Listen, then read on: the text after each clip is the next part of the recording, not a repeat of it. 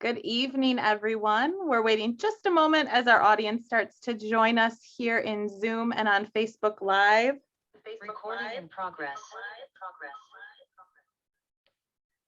Thank you so much for being here for the Prime Time Fox Cities Book Festival event. My name is Angela. I'm a member of the Fox Cities Book Festival Author Committee and Fox Cities Book Festival Board. I'm so happy to welcome you here tonight for our program as we chat with Nick Petrie about his Peter Ash crime series and the experiences of both Nick and Jeff Nania as mystery thriller writers. We're so happy to have all of you here with us virtually this year, but know that we do look forward to seeing you again in person for the 2022 festival. The Fox Cities Book Festival is organized by a group of dedicated volunteers and community partners, including public libraries, school districts and universities, bookstores, and individuals giving of their time and talents. We're able to provide all of these great events without financial barrier, thanks to our generous donors and supporters.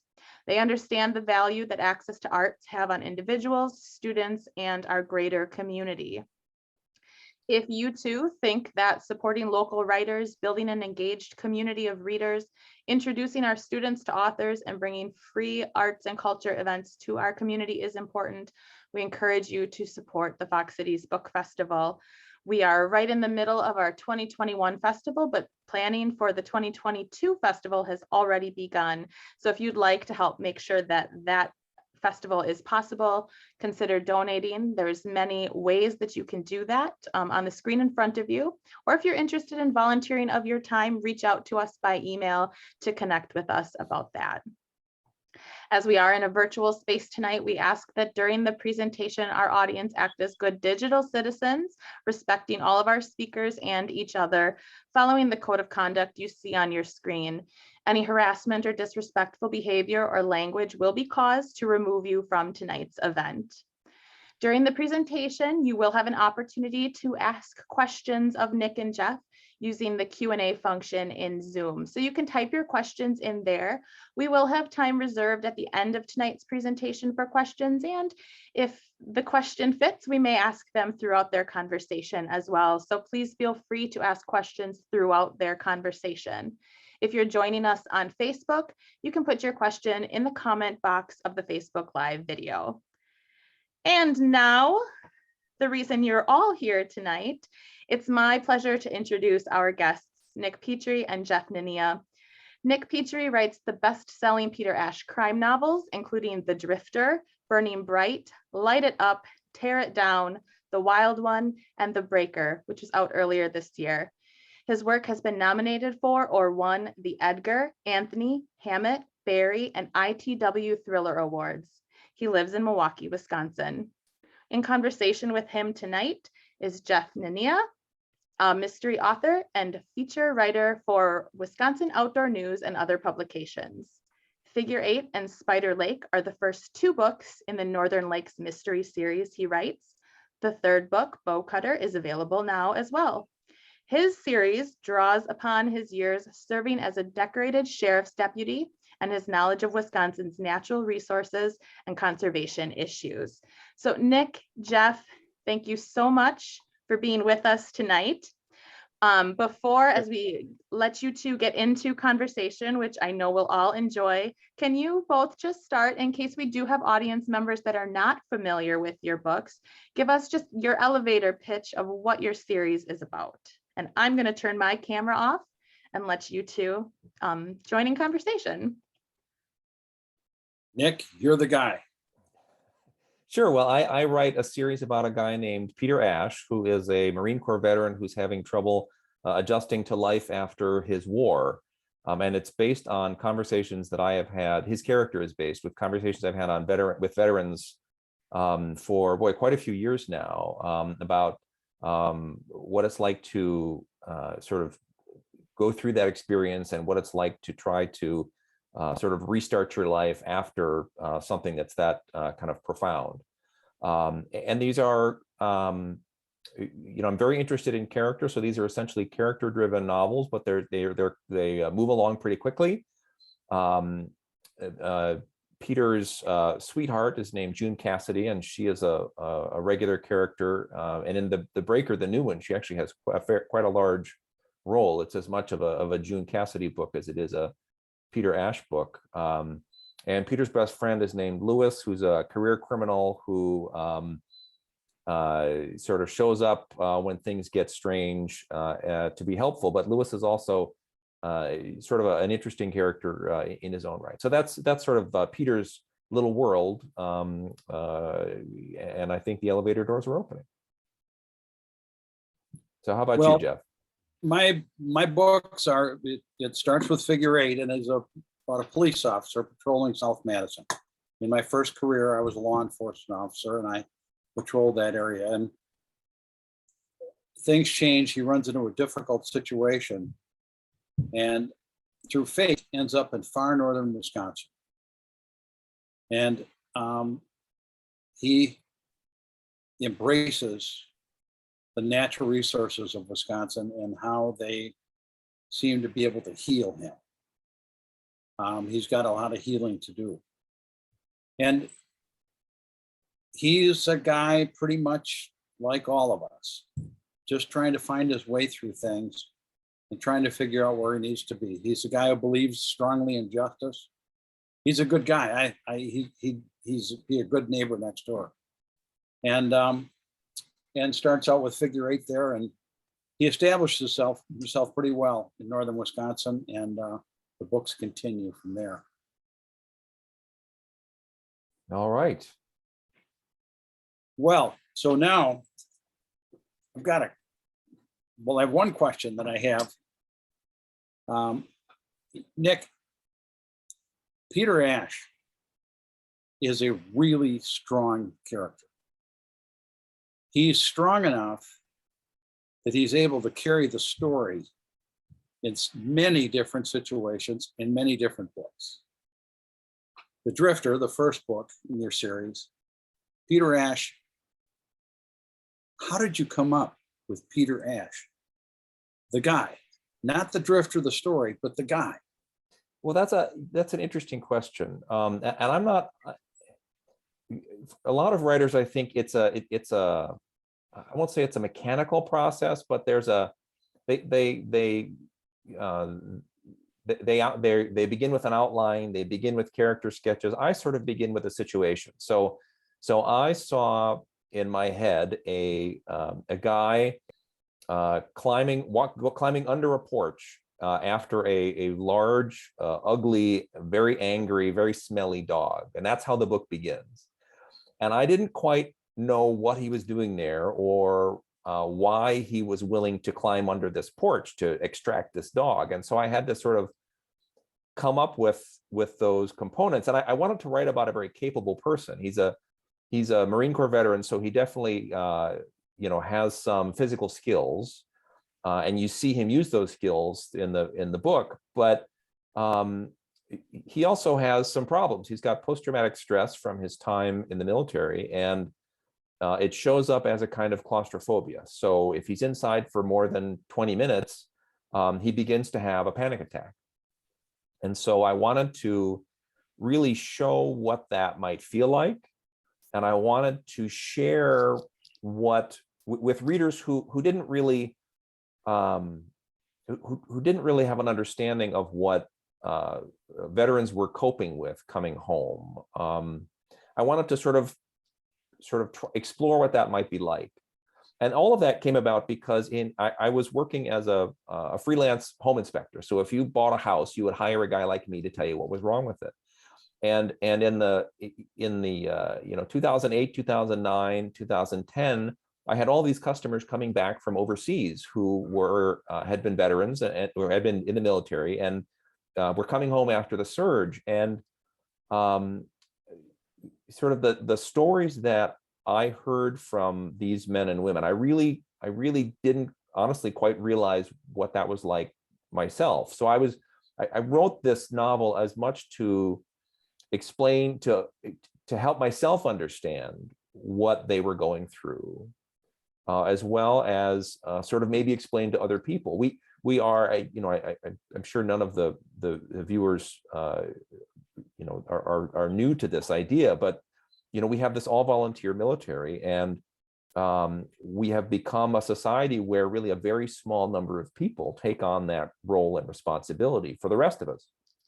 And people sign up for lots of reasons. Sometimes it's to for an opportunity. They're looking for money for college, or they want to leave home. They want to go have an adventure. A lot of the people I talked to had signed up right after 9/11, and it was really because they wanted to they wanted to do something about that event, and it was really the idea of America that they were trying to protect in that moment. And it's been a while ago now, but that I don't know how many people really can remember viscerally what that moment was like in 2001, 2002, 2003. And so part of me, I was trying to sort of capture all of those things.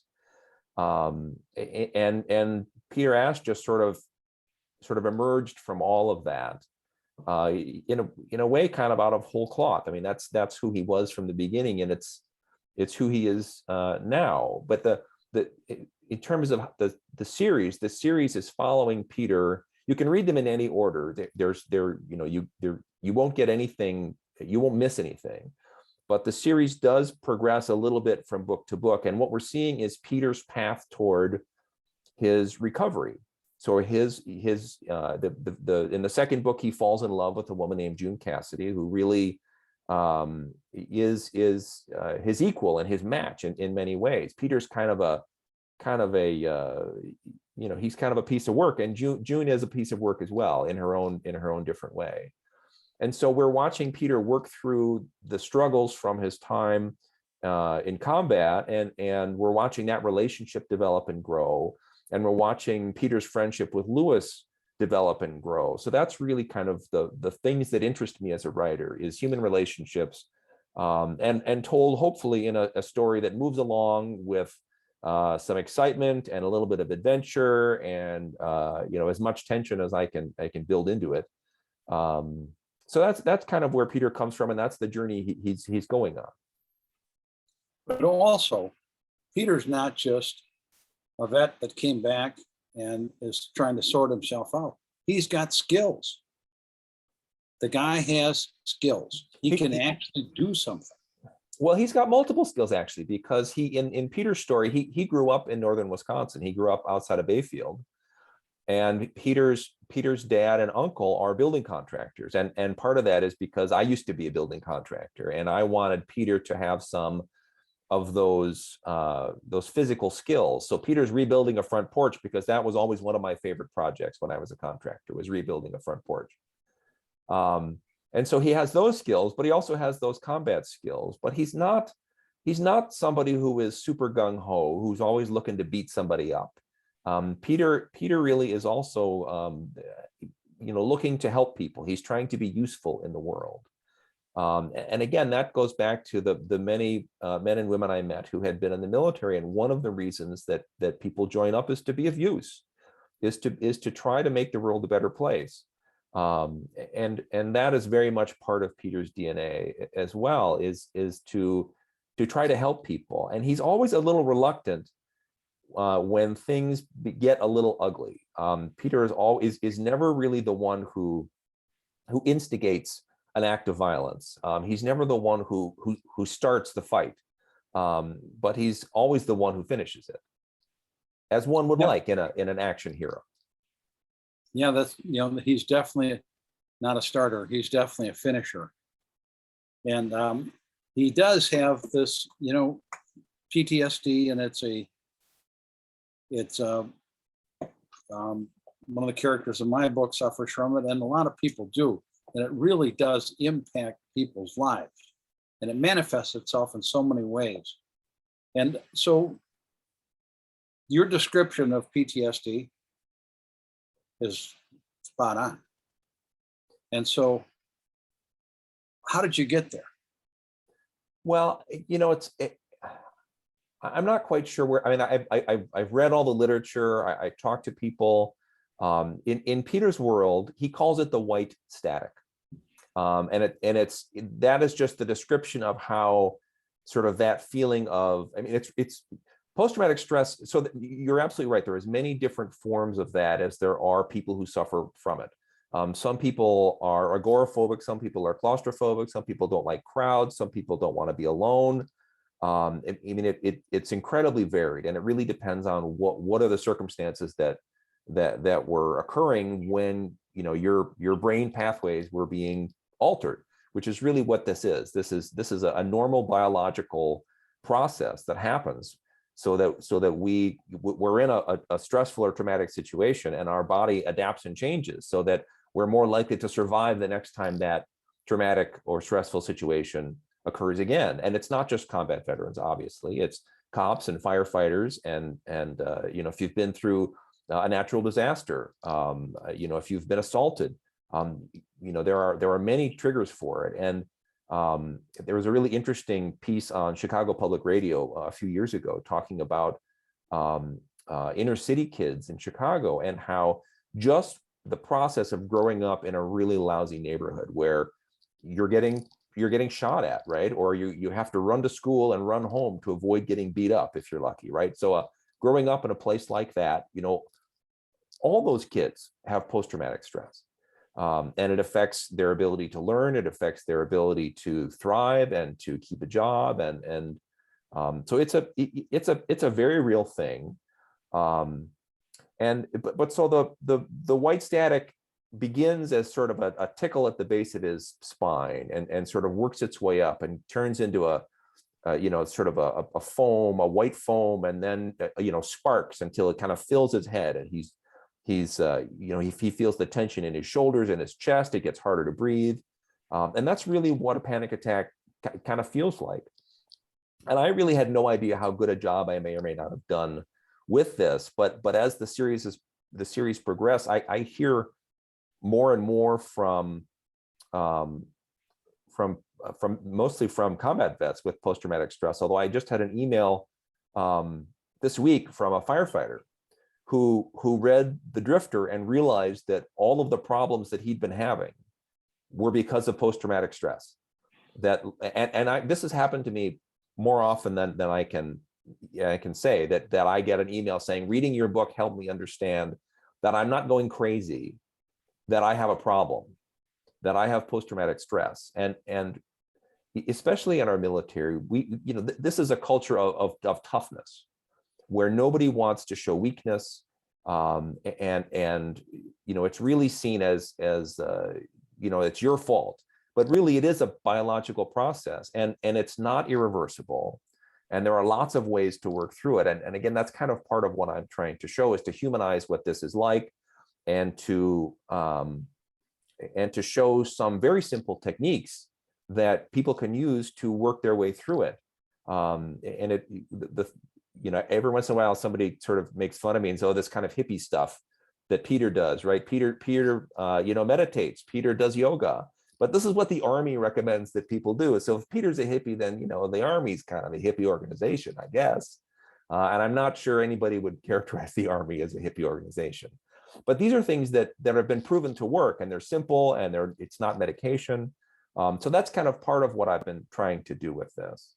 But we're also seeing how Peter gets better. So in The Breaker, the new one, we're watching Peter's functionality get much better, and he's able to do very different things. And it's with him. It's always with him, and it always will be with him. Just like combat is again, I've heard this so many times. If you've ever been in combat, it will never leave you. Going to war will never leave you. And so I don't want Peter to be better.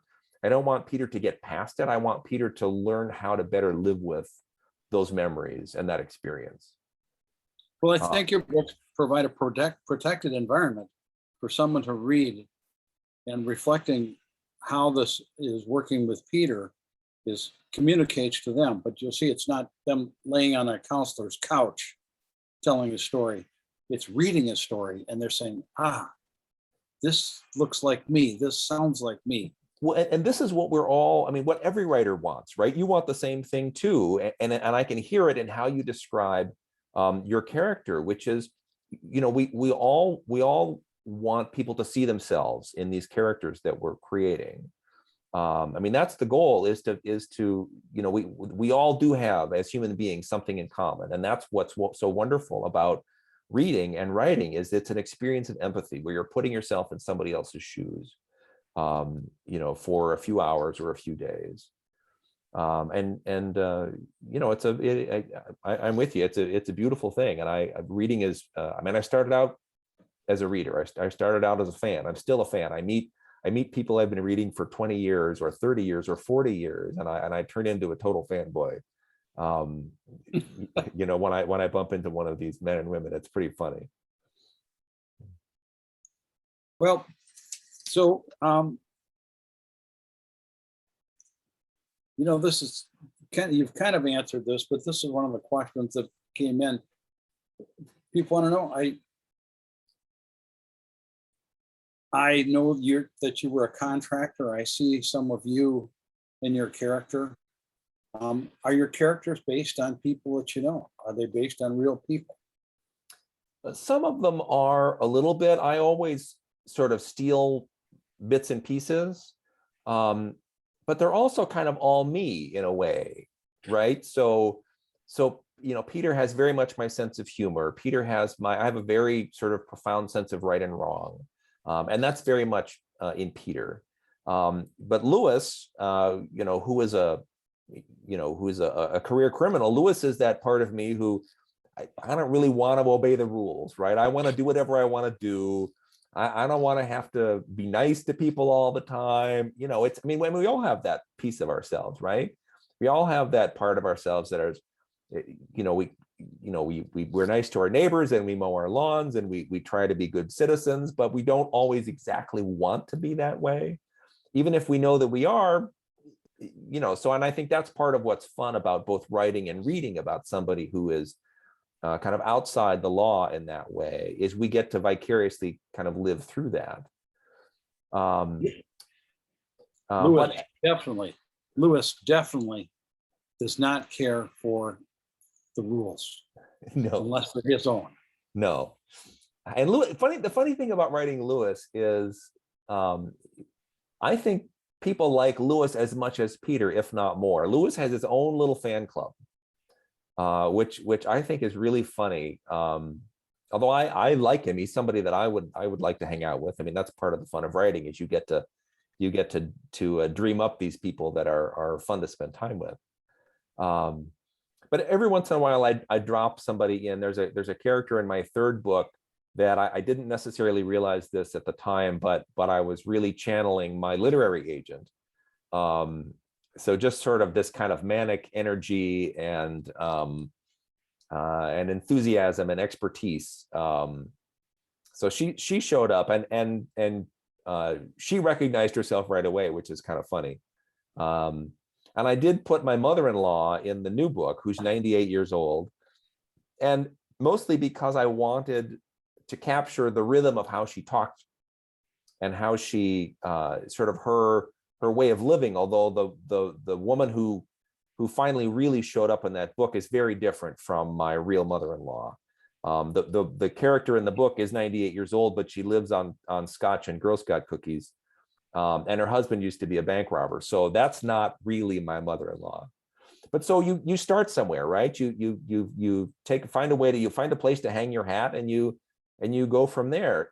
Now I understand, Jeff, you actually use a lot of people that you know in your books. Well, I've had this great luck of having a wonderful group, a very eclectic group of friends. And I don't use their names, and I don't really, but yes, I do draw from people I know, and people I've worked with, and it's people I've been in situations with. And so far, they seem pretty happy with it.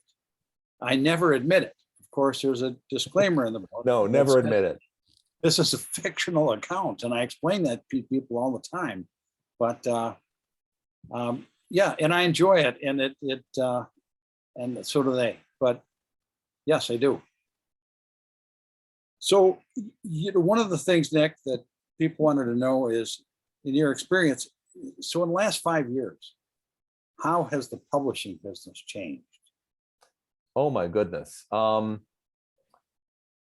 Well, I'm not sure about the last 5 years, but in the last 2 years, it's changed a huge amount. COVID and the pandemic has really thrown a giant monkey wrench into things.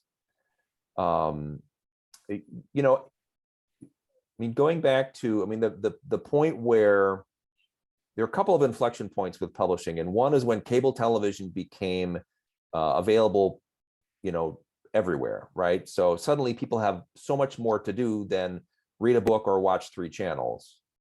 And the next inflection point essentially came when the smartphone came out, because now people have even more to do, social media and everything else. They have a supercomputer in their pocket. So that's had a real impact on publishing as well, where there's just so much more competition for for eyeballs, for attention. So I for one am enormously grateful for anybody who would actually shell out money to read a book of mine when they have so many other things to do. And not that I'm discouraging you from doing that, but or from anybody from reading, but it's become important.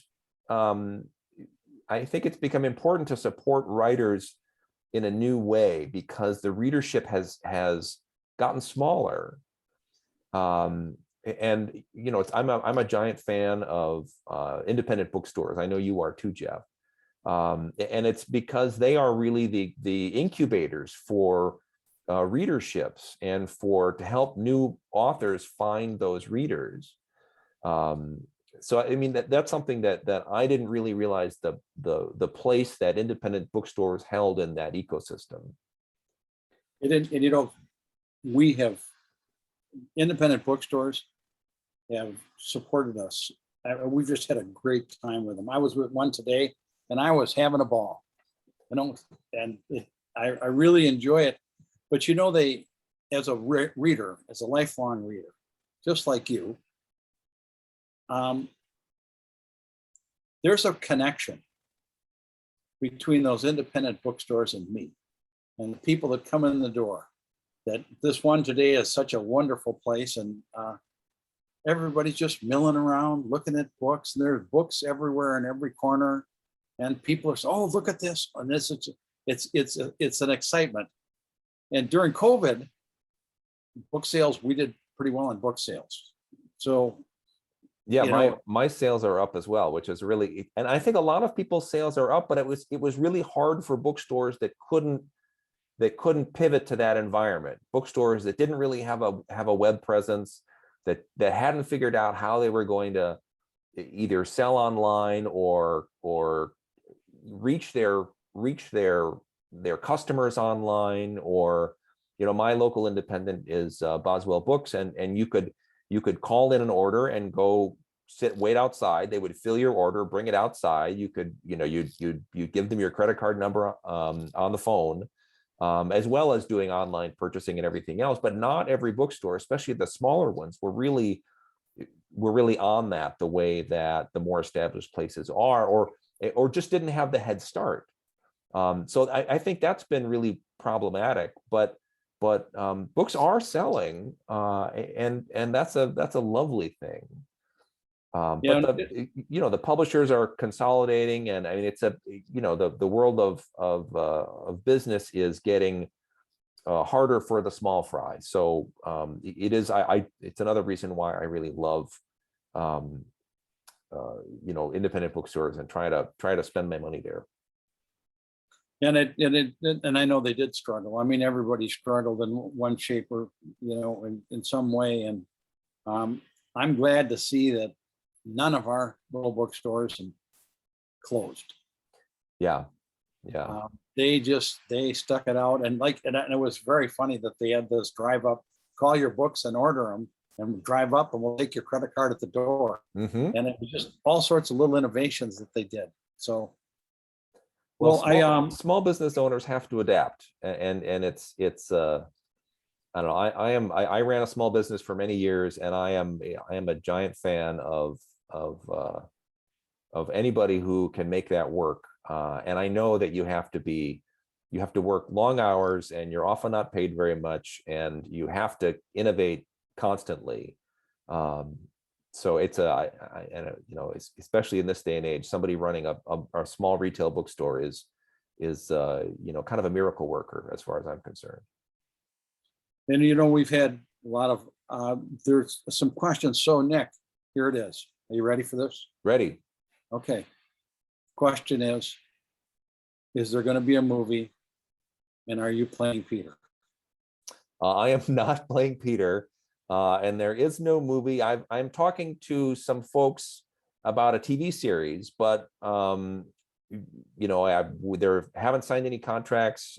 Still very much talking about it, and the number of steps between where we are now and something actually showing up. You know, there are 100 steps to go, and we haven't even finished step one. So I would love to see it. The folks I've talked to are super talented, and I like the things they've done before. So we will, you know, fingers crossed, toes crossed, whatever I've got I can cross, I'm crossing. Excuse me. But I'm just glad folks are interested. Yeah, well, I'll be there. Yeah, I'll be watching. First show, first episode, I'll be watching. So one of the things that is if you where should they start reading the series? You talked about this some and said that it's really no problem to kind of jump in anywhere, and that's true. Actually, I read. I thought it was your first 3 books, but it was your first, second, and fourth book. Oh. And I didn't feel the least bit confused. Well, the goal is, and I'm somebody who, you know, I have readers who, you know, I mean, I talk to readers all the time who are like, I want to know what the first one is, and I want to read them in order. And like, if that's how you like to read a series, go for it. And I there are definitely, you know, there are times when I have read like that. But there's you know, I'm dipping into Daniel Silva's books right now, and I'm not really reading those in order. I'm just sort of, they show up in my life. You know, I pull one off a shelf, and that's an interesting way as a writer. It's an interesting way to read too, because to see how somebody else has sort of managed both continuity and change. My goal is for anybody to pick up any book and not be missing anything. There's always a couple of paragraphs that sort of tells you, kind of locates you in terms of who the characters are and what they've been through recently. You know, I never want to do, you know, pages and pages of backstory, because I think that's boring, and my goal is not to bore you. But you know, it's the goal for me is for anybody to discover the book at any time, any book at any time, and dive in. You won't be missing anything. You know, and in my books, really the first book, you don't need to read them in order, but the first book, you meet everybody. You meet the guy who becomes the main character in all the books, and you learn to maybe like him or not. Yes. Well, it's the origin story, right? Yeah. You know, you learn what shaped John Corbelli. I want to say it's not Corbelli, it's Cabrelli. Yeah. You learn what shaped him, and you learned what got him up north, and you sort of learned the demons he's got, you know, in him. And with my first book, The Drifter, it's sort of the same way. It's how does he become who he is in the series. But you know, again, and if that's how you want to read, go for it. But if it's not, you're not missing anything. You know, it's interesting, and this probably is not a spoiler, but The Drifter, you know, you described this scene when Peter first goes to meet Lewis, and it's this urban environment, and it is, boy, anybody who's been in a place like that goes, oh yeah, I know where that place is. Well, I've done a lot of work in the inner city, not so much as a contractor, but as a home inspector. When I got started, a lot of my work was looking at rental properties in the inner city. And, you know, it's funny because I never feel uncomfortable in a difficult neighborhood, and in a place where people don't always look like me, because I am, I say hi to everybody. I'm a super friendly guy. I remember I was looking at a duplex in a very rough part of Milwaukee very early on, and I parked my truck in front of this house, and there were a couple of young guys at each end of the block who were monitoring who came and went and what happened. And in the house next door, they're on the stoop, there were another 3 or 4 young guys who were, there's obviously some sort of commercial transactions occurring here. And they eyeball me, and I get out and I sort of nod my head, and they're looking me up and down. And I sort of came over to say, hey, I got to do a job on this house. I just kind of letting you know, is this all right here? And it's like, I'm just acknowledging who you are. And they looked at me and it's like, yeah, you're good. I mean, so it really is about, kind of knowing, acknowledging who who you are to each other. But those neighborhoods, I've spent a lot of time there, and I really like a lot of the people I've met. They tell you exactly who they are and what they think. And it's a world that, again, not a lot of my readers spend a lot of time in. So to be able to sort of show people what that's like, at least as far as my experience is, it's one of the joys of doing what I do, is to share some interesting parts of the American experience, right? And it's part of, we haven't talked about place, which is really important to you in your work as well.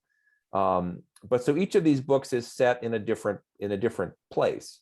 So the first book starts in Milwaukee, and then the series goes to the Pacific Northwest, and then it goes to Colorado, and then it goes to Memphis, and then it goes to Iceland, and then the 6th book, which is The Breaker, the new one was just out last January, is back in Milwaukee because honestly, because of COVID, and it was just harder to travel. But part of what I'm trying to do is to sort of illuminate these bits of America and Americana. The Memphis book is all about music and the blues, and sort of a certain facet of Southern living. The Colorado book is all about what was at the time the newly legal cannabis industry, and sort of what that was like, and how that shaped, how that was changing the landscape, politically, socially. So I'm interested in all of these social issues and in places, and trying to sort of illustrate a particular version of America that I want to explore. I can't wait to read the book. It's based in Iceland. In a career after law enforcement, I was working on wetland restoration, and believe it or not, the Icelandic government gave me a call one day and said, hey, would you mind coming over here and looking at some wetland projects we have? Something else we have in common. It was wonderful. I had more fun than I should have been allowed to have. Oh, it's an amazing place. It is incredible, and the people are incredible. We rolled up the side of a glacier in a truck that I wish I could buy here. It's a 4-door diesel T100 Toyota pickup truck. It climbs like a mountain goat.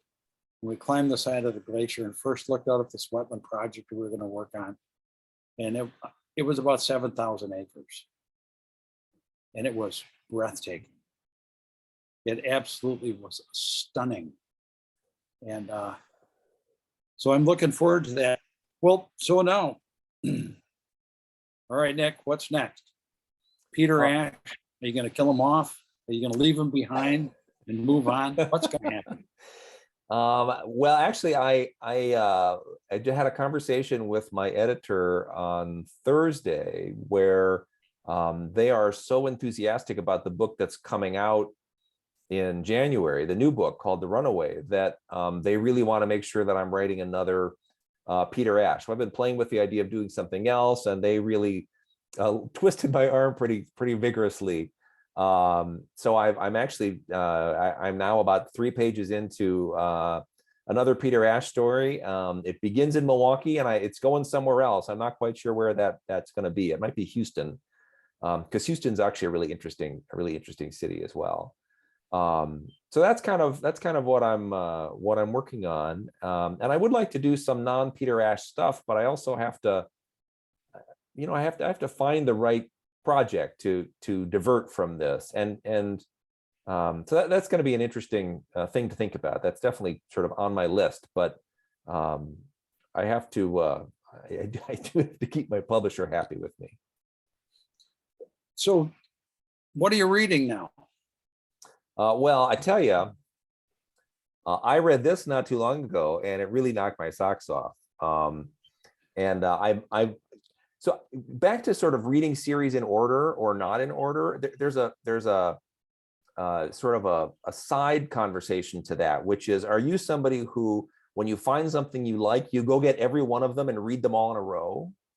Or are you like me? So I happen to have 2 more of these, but I am somebody who I'm saving it, right? So I read Figure 8 in 2 sittings and a little last sitting, so 2 1/4 sittings probably, and it was so much fun, and it was such a Cabrelli is such good company, but just the things that you talk about, not just the mystery story, but the world that he lives in and the way that he thinks about the world is so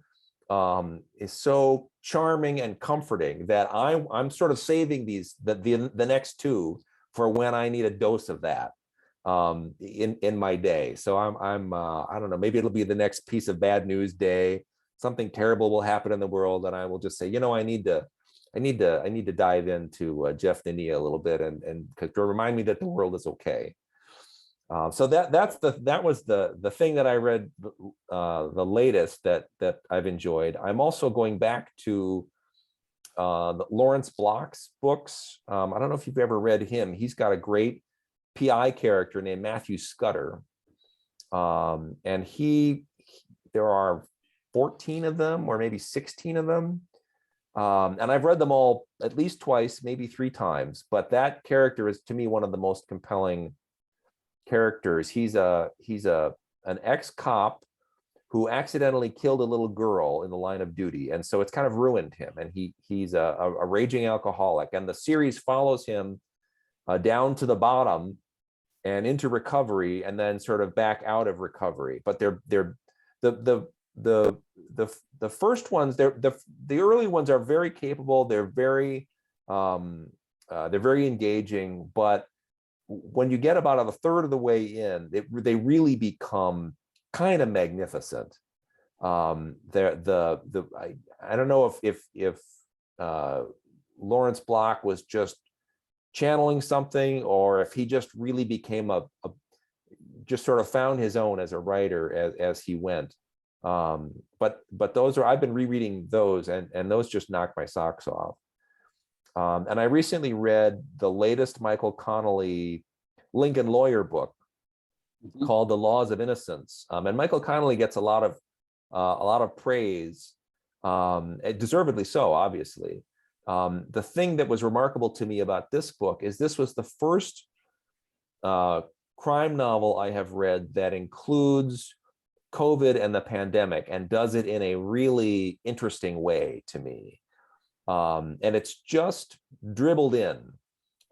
Sort of as the story is ending, we're seeing COVID begin to rise. But what's really interesting is that the Lincoln Lawyer, who's the character, his main character, whose name escapes me, played by Matthew McConaughey in the film of the name, is found, is pulled over by the cops, and it turns out he's got a body in his own trunk.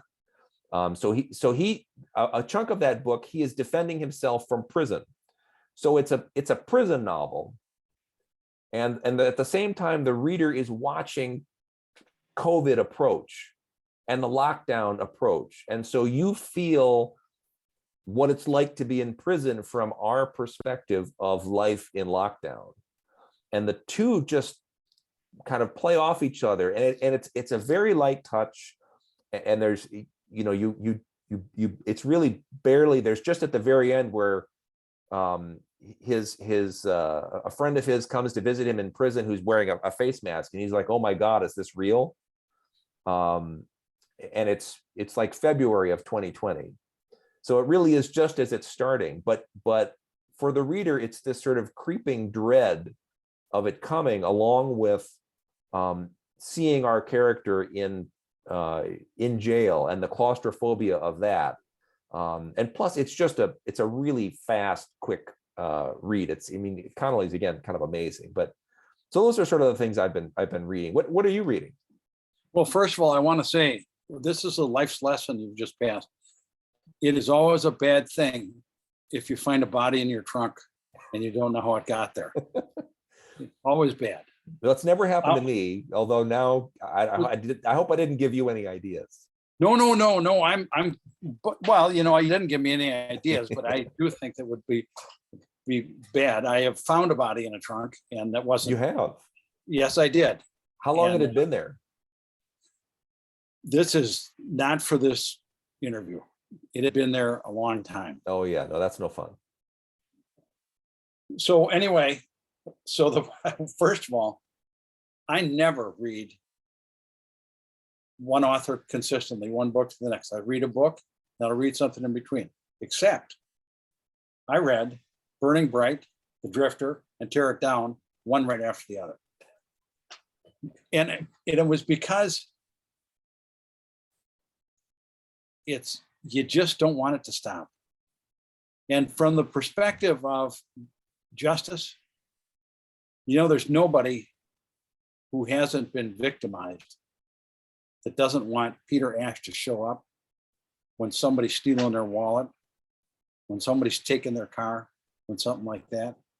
And it's clever. There's one part in the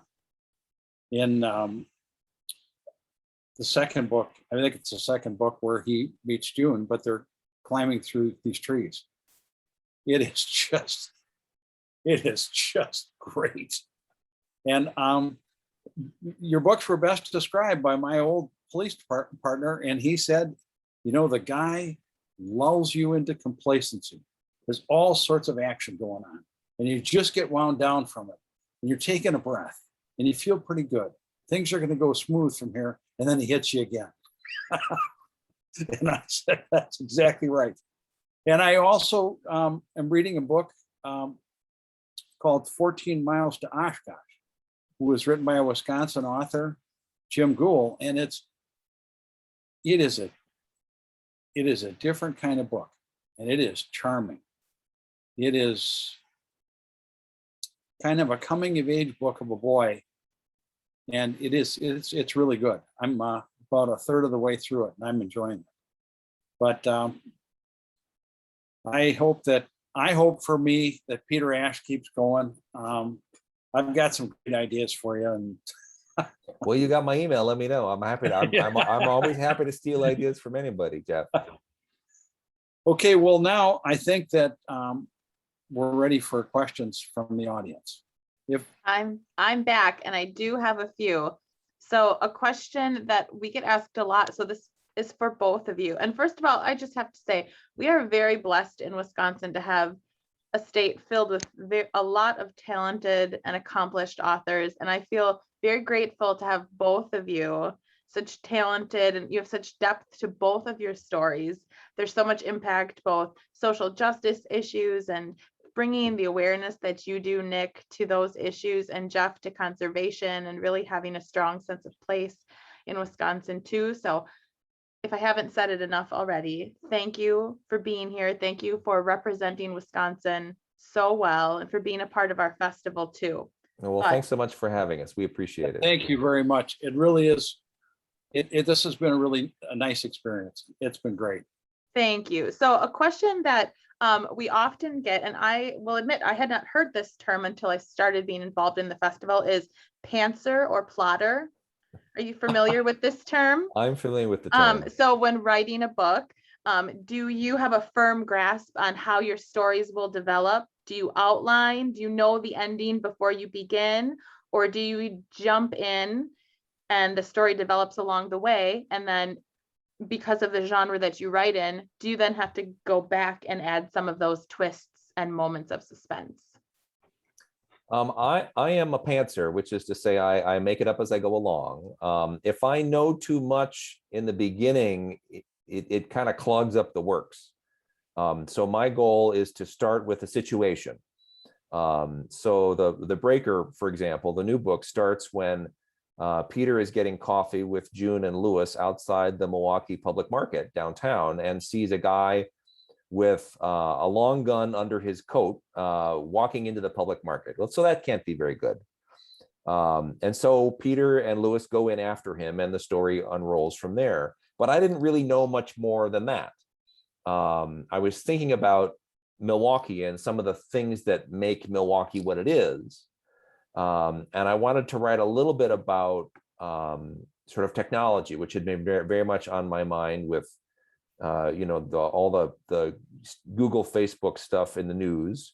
And so, but I wanted to think about what would, Milwaukee used to be known as the machine shop to the world. So Milwaukee was all about making stuff. And so, what would that look like from a technological lens? So that was kind of all I knew. And maybe not even quite that much. And I sort of wrote forward from there. And that's really my process. I don't tend to have to go back to fix stuff at the end. I go back often during the course of writing. And usually when I get stuck, it's because I made a wrong turn or I have to figure something out. So then I often go back to the beginning and I work my way through what I've written again. And I kind of remember where I am. And sometimes that's enough to unstick me, and sometimes it's not. But it's a very organic process for me. I wish it was not so messy. It really is not remotely efficient. But that's kind of, it's the only way I know. And every time I've tried to do it differently, I get in trouble. Sort of reminds me of like a choose your own adventure style. Oh, of writing. absolutely. Absolutely. Yeah. And how about you, Jeff? What's your mode? Yes, Jeff. I am a pantser, Nick. I start, so I write the story in my head from beginning to end. And Spider Lake, which is a natural feature in landscape of Wisconsin. I was swimming across Spider Lake recently, and this whole thing is forming in my head. I pretty much know the beginning and the end. And I, like you, I felt it was maybe because I was a little more simple-minded, but I have to grasp a hold of these ideas while I have them. And sometimes there are a lot of research involved. I've got a bunch of people who help me with research willingly. But like you, I get this idea and I don't want to go back. I don't want to go and try and recreate the situation. I just want to understand it and see if it really works. As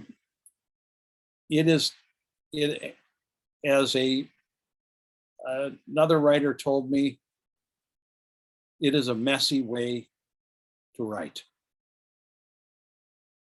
I agree. But so far, it's worked out pretty well. Guess I'll keep going. Well, as a reader, I have to say it's worked out pretty well of your stuff. So, yeah, it's funny though. Outliners. I've talked to people who outline too, and I think I always sort of think that it's like, oh, they just know how it's all going to happen, and there's this, they have all, they have a diagram or a schematic of kind of how it's going to work, and I think not many outliners really are able to work like that. So often I've talked to, I can't remember, half a dozen people at least who say that they write the whole outline and then they throw it away and they just begin. And so that's like, they know a little, so they know a lot, but I think they change course, they adjust as needed, because if you're a slave to what you've already, what your plan is, you miss out on all of the beautiful little things that just sort of show up along the way. So it's one of my favorite topics to talk about with other writers, is how you work and what works and what doesn't. And it's true. And when I tried actually in the second book to do some outlining just to try and make it easier on myself. And I found that I was unwilling to explore there's people say that my books have stories within the story, and that is my goal. A guy who was a crime reporter, a famous crime reporter, wrote stories within the story. He was a master at it. And what I found out when I was trying to outline things, I was trying to meet the goal of the outline. I was trying to get to where I thought I should be when I wrote that outline 2 weeks before then, and it just won't work. Well, and I think, if you have read enough stories, you know how stories work. I had a funny conversation with Greg Hurwitz a couple of years ago, and Greg writes the Orphan X series. Greg's a wonderful writer and a ridiculously smart and articulate guy, former Shakespearean scholar, and also a screenwriter. And he says people often ask him, so like, what's the book to read so that you'll know how to write? And he said there's about 2,000 of them, and you have to read them all.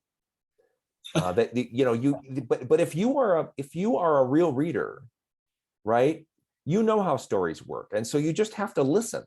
You just have to listen to the voice in your head, or the intuition, or the feeling in your gut, or whatever it is that tells you things. If you are a reader, you know how stories work, and so I feel like however it works for you, just pay attention and don't worry about it so much. And it will just come out. The story will evolve. So we had That's another. good. Go ahead. we I'm had sorry. we had another question come in again about writing, specifically about publication. So would each of you just talk briefly about what your publication journey looks like? Did you work with an agent, or did you seek out indie publication? The first book, what was the process of getting it into the hands of readers? You want to start, Jeff? No, go ahead, Nick. I'm interested in hearing this. Well, the Drifter, which is the first book that I published, was actually the fourth book that I'd written. And so my first book, I couldn't find an agent, and I did get some nice rejection letters. Although I did get rejection letters, the one that really sticks in the mind is the one that told me I should stop writing and never write again. So it's important. It's important to remember those rejection letters. Do you kindly send him every copy of your book that's published? I try not to gloat.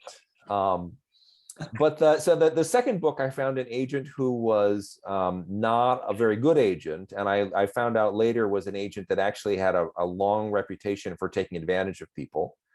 But the third book I couldn't get published. I found the agent that I have, but that book just never found its way. I had an editor who was interested. She said, make these revisions, get it back to me in 3 months, and we'll have another conversation. I did what she asked. I sent it back, and by then, after that, Lehman Brothers fell, and the big crash occurred, and nobody in publishing was going to buy anything ever. And she'd also taken a different job. She'd gotten out of publishing, so that door was closed.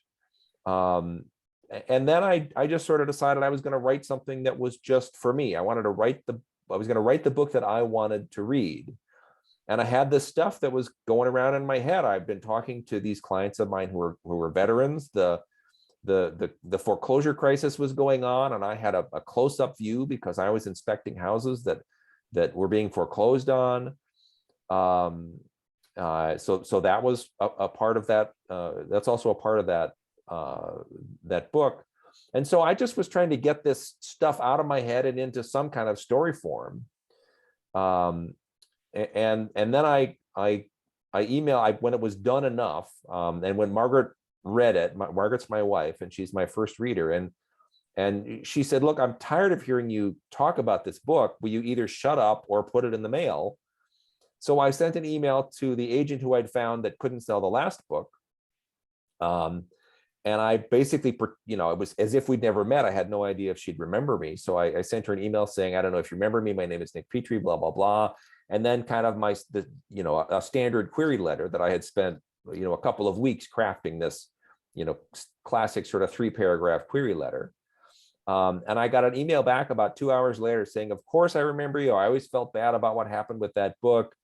Just send me the whole manuscript. And then she called me 2 days later saying, I hope you still think I'm your agent because I can sell the hell out of this book, which she proceeded to do. So it took a long time, but a lot of the stuff that was in place, the things that had happened previously were useful when I finally got to that point, when I had a book that someone was actually willing to publish. So how about you, Jeff? What's your... Well, it is a lot different. First of all, I never thought anybody would buy one copy of any book that I ever wrote. And I wrote the book for my family, and they're a family mystery story, and I was surprised. And I sent the manuscript off to a publisher who turned us down flat. And then somebody from a bookstore suggested this little publishing house in southwestern Wisconsin, Little Creek Press, and that they were doing a good job. Mostly they did book design, but they were a publisher and they really knew their stuff. And we sent them a copy of the book and they said, we really like this. We're going to do this. We don't have an agent. I mean, we probably could use one, but we don't have one. And right now we're just having a good time and doing fine. I've been very pleased with the reception that we've got from independent bookstores around the state who have been willing to carry our books, and it's just been great. So what'll happen in the future, I don't know. I'm working on book 4 now. Well, I got firewood cut and the stove on the porch is ready. And as soon as it gets a little colder, I'll start really hammering on book number 4. But we didn't know a lot about the publishing process. I knew people who were very accomplished authors and well published. And my wife is very adept at doing a lot of this stuff. So I just write the books so there you go. Although it's always kind of an amazing moment, right? When somebody says, we think we have something here, right? We think this is pretty good. Like that, that is a moment that I still think about on a regular basis, that I still am pinching myself and feel very lucky that I actually get to see my work in print and to have people actually reading my books is an amazing thing. It is amazing. It is amazing. It's a wonderful feeling. It is. We had one final comment come in here from Mary. She said, Nick, she said, your books have found me eagerly waiting for January's new release each year. So she's thanks, ready Mary. for it. Thanks, Mary. I appreciate it. And Jeff, you sort of touched on it, but you do have another book coming out. Can you tell us a little bit what's next for you? Well, I'm going to write this other book, and we're going to do some audio books, and we're going to kind of evaluate what we're going to do here. But yeah, I've got this 4th book kind of already written in my head, and I like it. It's exciting. It gets a little tense. I can hardly stand to read when it gets really tense. But so that's what I plan to do, and we'll just see how things work out. So far, it's been great. Wonderful. So my last question, just sort of a fun one to end with, since Nick hopefully will be seeing something from you on Netflix or some streaming platform soon, but for both of you, if you could cast anyone as Peter or John, living or dead, who would play your main character? Well, that's a good question. I don't know. I have to say I'm not super versed in the world of actors, so I'm not sure I can actually totally answer that question. I don't know. How about you, John? Or how about you, Jeff? This is easy. My nephew, Jeff Nania, is an A-list stuntman, Emmy nominated. And I would love him to be John Cabrelli. I think he's charming, he's good looking, he's smart, all the things that I would want John Cabrelli to be. So that's pretty good. He has a lot of Peter Ash's skills. Oh, there you go. Boy, no, I should have a better answer than I don't know really, but at this point, I'm not sure I do. I need to watch more television, I guess. I guess so. Stop writing. Start watching TV. Yeah. Well, thank you both. Just as a closing tonight for our audience, how can they connect with you? How can they keep track of what's coming next and learn more about all of your books? Websites, social media, what's the best way for us to find you?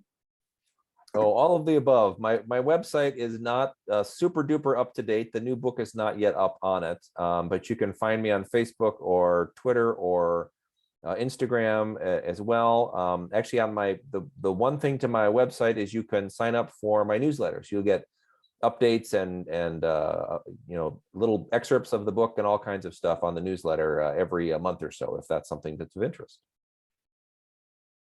And I signed up for Nick's website, so I get updates now. You can reach us at www.feetwetwriting.com. I'm on Facebook and Instagram, and I love getting emails from people, and it's great. So that's where you can find us. Wonderful. Well, thank you both so much again. It's been an honor to listen to you talk. I feel like a great friend. Well, thank you very much. Yeah, Thank you. Thanks for having us both. And Jeff, thanks so much for the conversation. I appreciate it. It's been great to get to know you. And to our Thank you. audience, we do have one more day of the festival left. We start again at 9:30 tomorrow morning and go right up until 8:30 tomorrow night. So be sure to visit foxcitiesbookfestival.org to see who we'll be chatting with tomorrow. So thank you all again and have a wonderful night. Good night. Thanks, guys.